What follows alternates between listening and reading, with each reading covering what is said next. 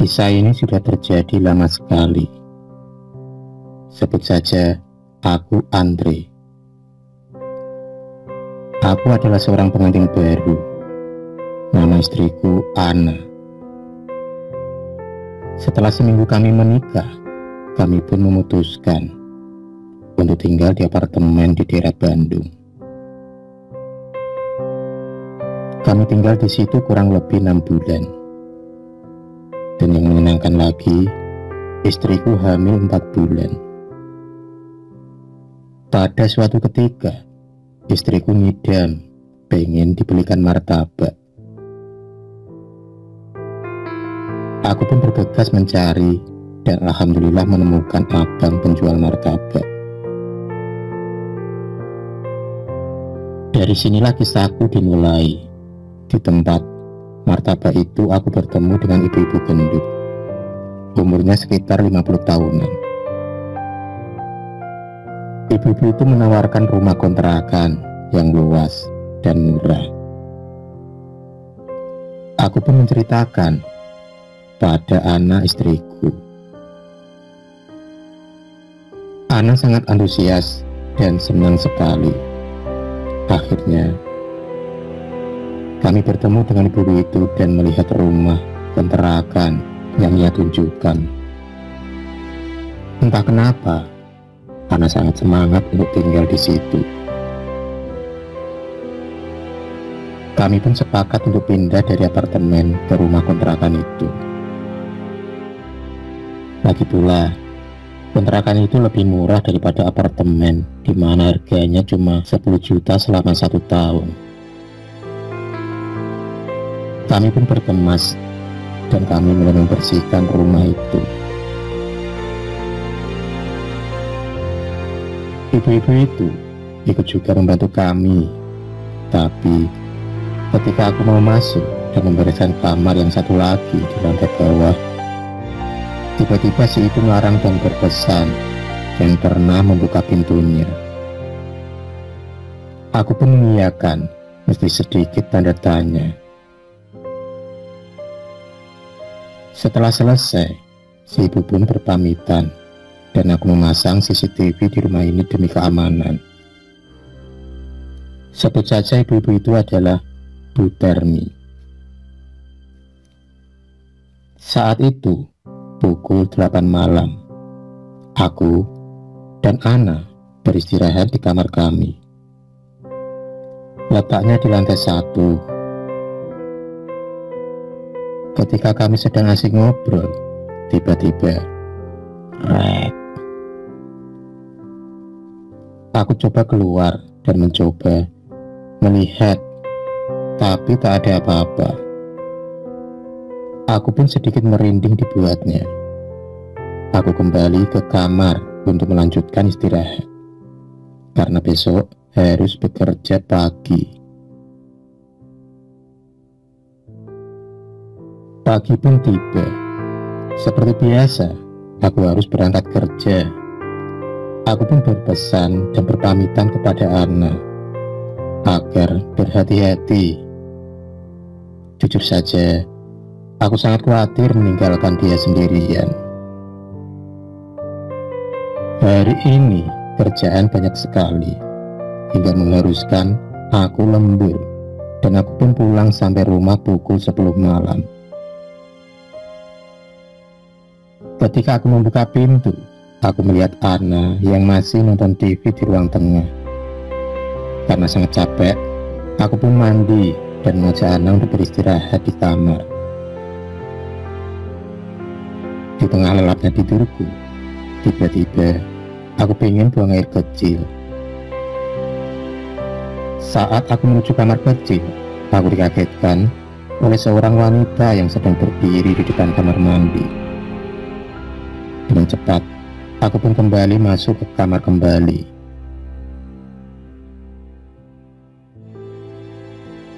Ketika aku masuk ke dalam kamar, Ana pun terbangun.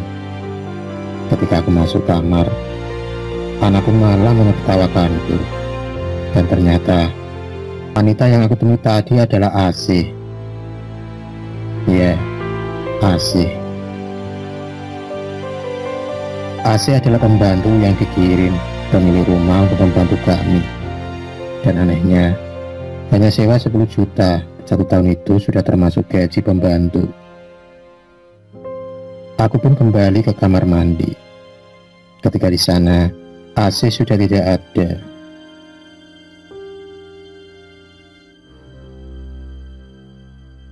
Pagi pun tiba. Seperti biasa, aku berangkat kerja. Tapi, ketika berangkat kerja, AC tak ada di rumah. Selama di kantor, aku hanya memikirkan Anna, meski sudah ada AC yang menemaninya, yaitu AC. Tapi aku masih ragu, karena belum pernah bertemu dan berbicara dengannya. Karena aku pun ingin tahu latar belakang dirinya.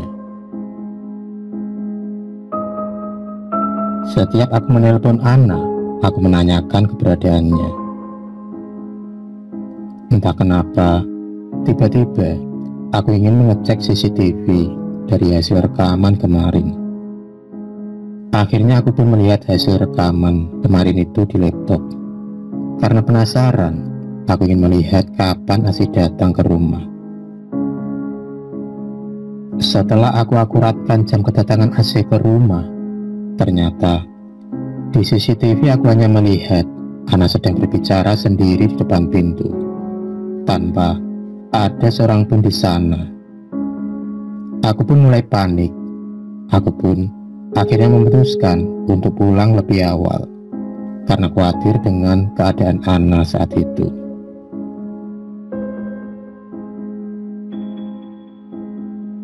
Saat itu jam 2 siang, aku pun tiba di rumah. Tapi, aku bersyukur ternyata tidak terjadi apa-apa. Anna pun menanyakan kenapa aku pulang cepat dari kantor. Kerjaanku sudah selesai, Yang. Makanya aku pulang cepat, jawabku. Asih mana? Oh, tadi sih pas kamu pulang dia keluar.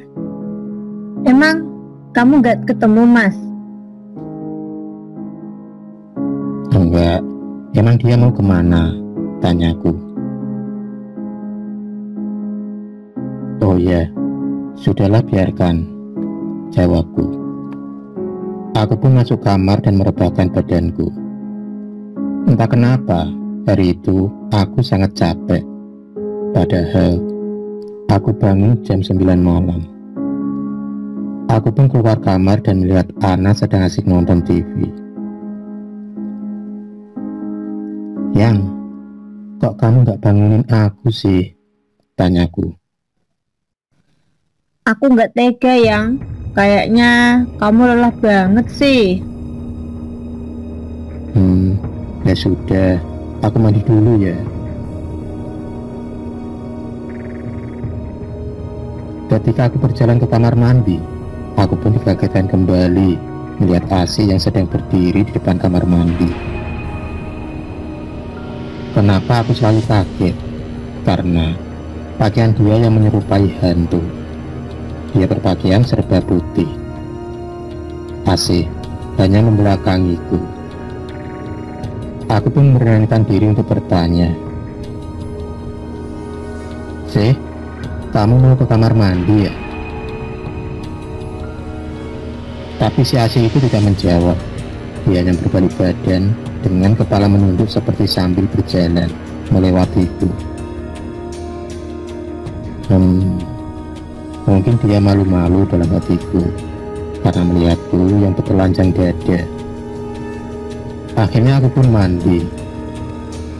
Ketika aku mandi, tiba-tiba aku melihat segumpal rambut yang tergulung di dalam bak mandi.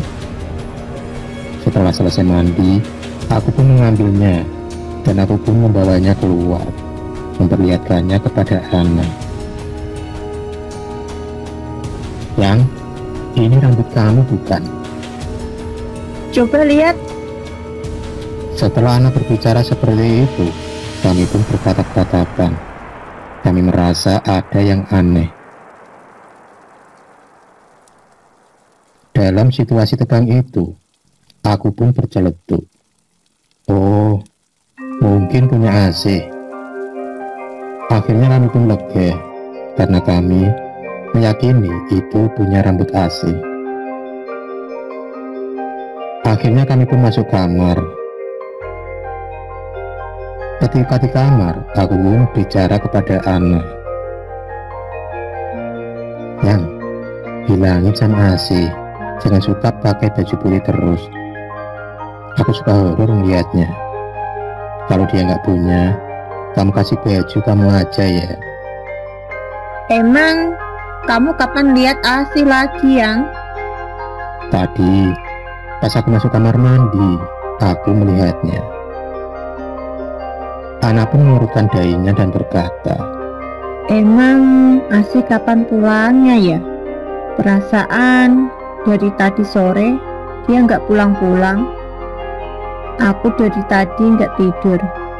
Harusnya aku ketemu dia kalau dia memang sudah pulang. Aku pun mulai bingung dengan situasi ini. Oke, kamu tenang aja dulu ya. Enggak, Yang. Aku aneh aja. Kapan dia masuknya?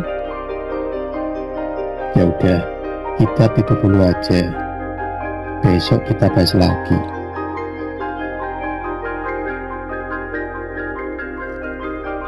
Tak lama kemudian, akhirnya Ana tertidur pulas. Aku masih dalam keadaan seger karena sudah tidur. Aku hanya bermain HP.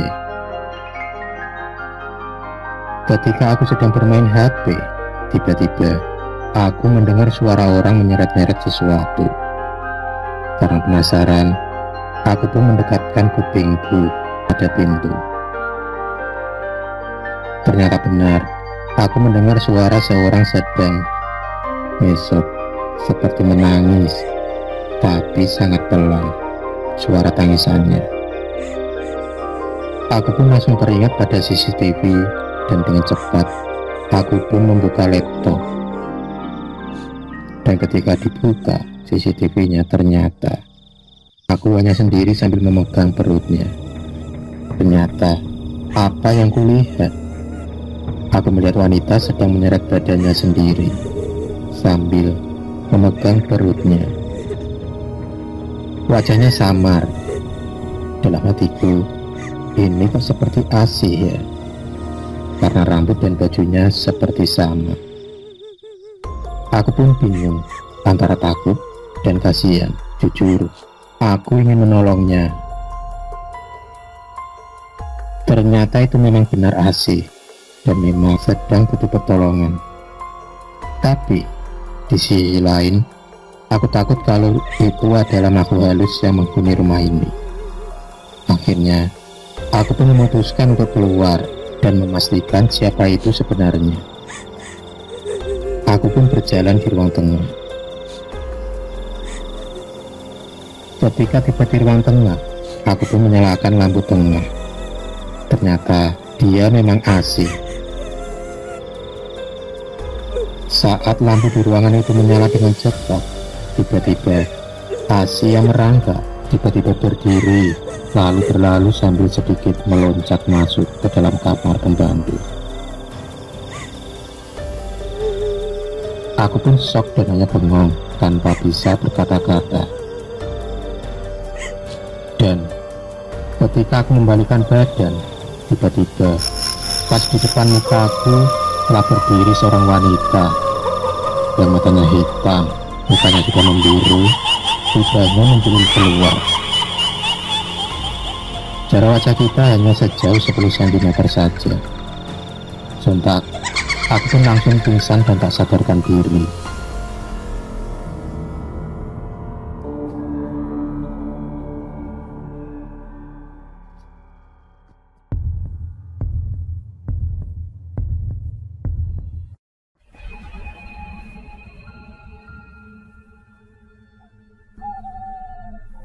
Terima kasih sudah menonton video cerita bergambar ini. Klik subscribe untuk terus menonton video cerita bergambar selanjutnya. Semangat percaya.